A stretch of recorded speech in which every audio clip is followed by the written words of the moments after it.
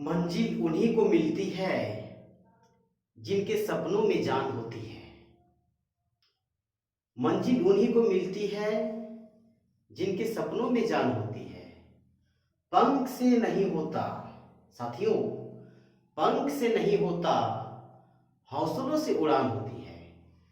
दोस्तों, आज हम लोग जैक द्वारा जारी की गई सेट 2 ज्योग्राफी के कुल 7 प्रश्नों का अध्ययन करेंगे, जो कि ग्रुप बी यानी खंड ब के प्रश्न हैं 21 से लेकर 27 तक।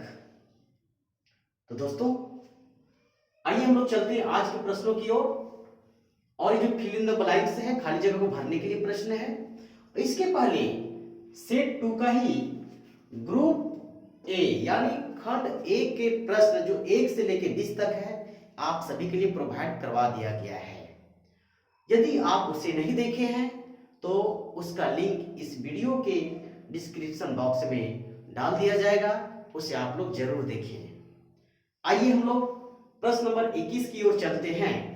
प्रश्न कहता है शिकार और संग्रह, खाली जगह क्रिया है। दोस्तों, शिकार और संग्रह कौन सी क्रिया है, यह प्रश्न पूछा जा रहा है ना। तो शिकार और संग्रह ये हमारा प्राथमिक क्रिया है। क्या होगा दोस्तों? प्राथमिक क्रिया है। क्योंकि शिकार और संग्रह जो है, संग्रह मतलब इकट्ठा करना, जमा करना, इसका सीधा संपर्क प्रकृति से है, इसलिए हमारा हो जाएगा प्राथमिक क्रिया। द्वितीय क्रिया में क्या आएगा? द्वितीय क्रिया में विनिर्माण उद्योग आते हैं।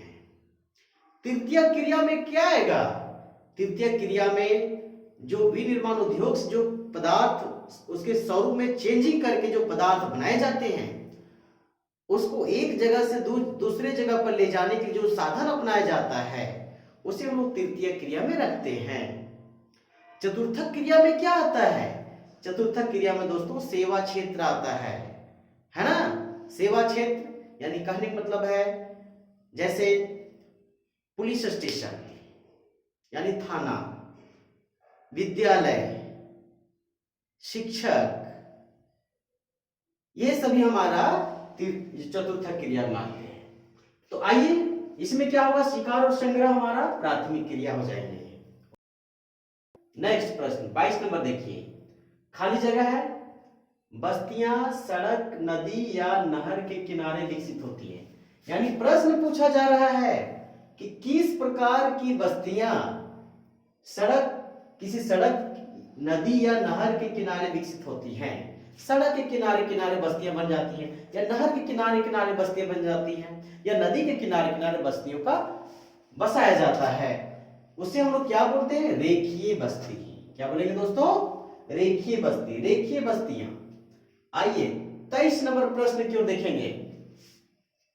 प्रश्न है, पहले खाली जगह, अनवीकरणीय ऊर्जा से स्रोत का उदाहरण है। यानी कोयला या हवा।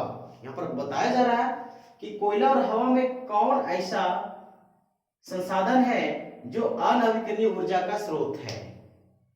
अनवीकरणीय मतलब समझ में आता होगा आप लोग को।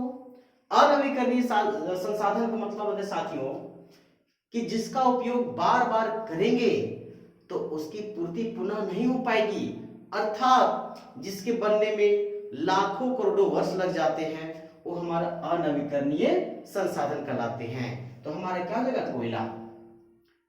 ठीक है, कोयला आंसर होगा कोयला।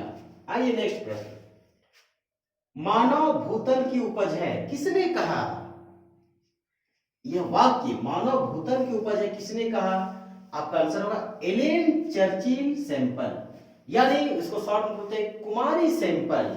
जो एलेन चर्चिल सैंपल ने मानव भूतल की उपज है, यह वाक्य इसके द्वारा कहा गया था। ये जो कुमारी सैंपल है साथियों, ये आधुनिक मानव भूगोल के पिता रैटजेल हैं। रैटजेल की शिष्या का नाम है Ellen Churchill sample.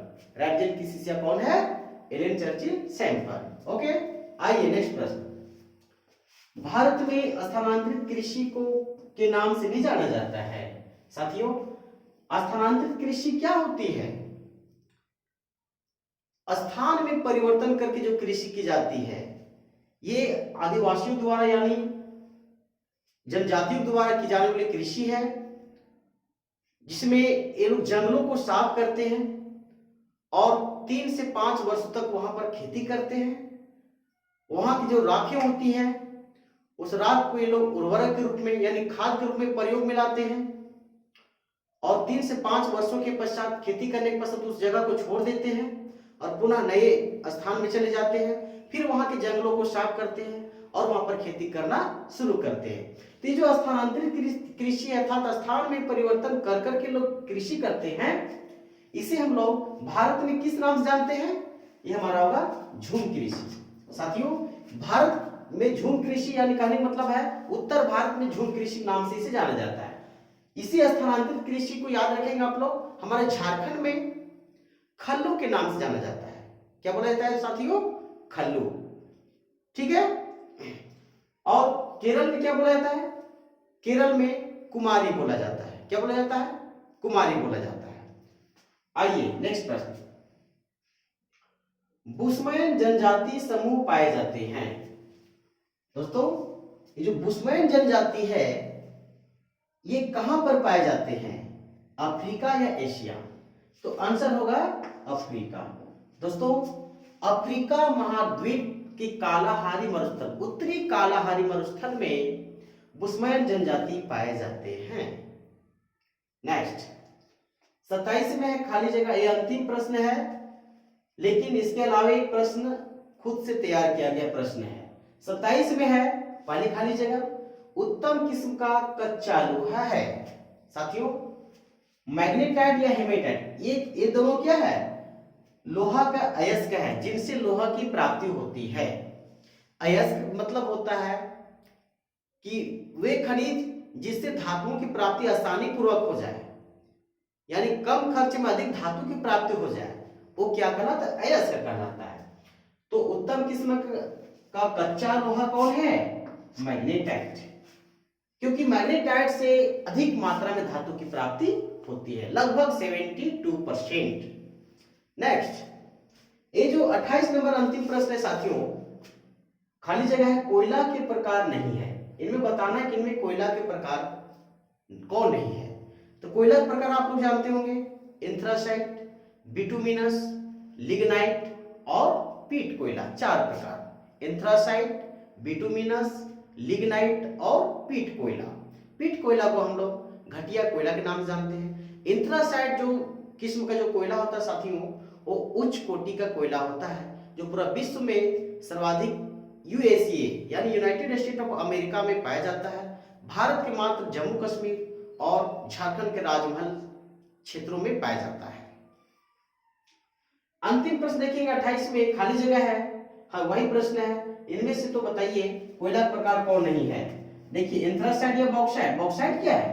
Bauxite aluminium का अयस्क है साथियों। किसका अयस्क है? एल्यूमिनियम का। तो हमारा आंसर क्या हो जाएगा? ये एंथ्रासाइट तो कोयला के प्रकार है, लेकिन यहाँ पर बोला जा रहा है कोयला के प्रकार नहीं है। तो आंसर हो जाएगा साथियों बॉक्साइट, क्योंकि बॉक्साइट क्या है? बॉक्साइट एल्यूमिनियम का अयस्क है। तो साथियों, ये हमारा आज का टोटल 8 प्रश्न था, लेकिन ये एक्स्ट्रा प्रश्न था। 7 प्रश्न जो बच गया था ग्रुप बी में, उन सभी प्रश्नों का आंसर आप लोग को प्रोवाइड करवाया गया। दोस्तों, यदि आप हमारे चैनल को सब्सक्राइब नहीं किए हैं तो आप पहले हमारे चैनल को सब्सक्राइब कर लें। इस प्रकार की वीडियो को देखने के लिए बेल आइकन प्रेस कर लें, जिससे कि जब भी मैं वीडियो डालूं तो उसका नोटिफिकेशन आप तक पहुंच सके।